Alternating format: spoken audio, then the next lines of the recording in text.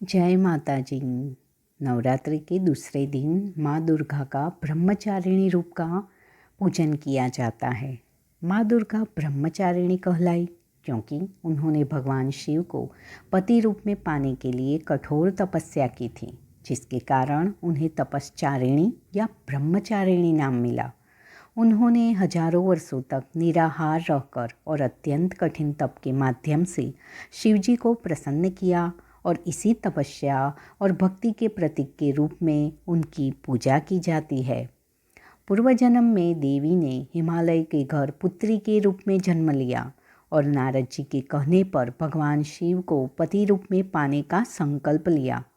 भगवान शिव की पत्नी बनने के लिए उन्होंने घोर तपस्या शुरू की, जिसमें उन्होंने कई वर्षों तक फल फूल और शाक पर निर्वाह किया और कठिन उपवास रखे। ब्रह्म का अर्थ तपस्या है और चारिणी का अर्थ अनुयायी है, इसीलिए ब्रह्मचारिणी का अर्थ हुआ तपस्या करने वाली या तपस्वी। यह नाम उनकी तपस्वी प्रवृत्ति, संयम, अनुशासन और भक्ति का प्रतीक है। कठिन तपस्या के कारण देवी का शरीर अत्यंत क्षीण हो गया था, जिसके बाद देवता, ऋषि और मुनि उनके इस कार्य की सराहना करते हैं।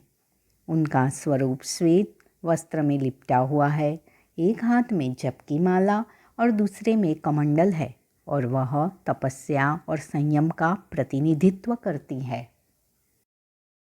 माँ को मिश्री, साकर और पंचामृत का भोग लगता है। देवी अथर्वशीर्ष का पाठ करने से अविद्या का नाश होता है और माँ की कृपा से ब्रह्म ज्ञान की प्राप्ति होती है। साधक और उनके परिवारजनों को दीर्घायु होती है। ब्रह्मचारिणी माता की जय हो। नवदुर्गा का दूसरा रूप औषधि में ब्राह्मी है। यह आयु और स्मरण शक्ति को बढ़ाने वाली, रुधिर विकारों का नाश करने वाली, स्वर को मधुर करने वाली ब्राह्मी को सरस्वती भी कहा जाता है। मन मस्तिष्क में शक्ति प्रदान करती है। गैस व मूत्र संबंधी रोगों की प्रमुख औषधि है। आज के दिन इस ब्राह्मी का औषधि के रूप में सेवन करने से अधिक लाभ प्राप्त होता है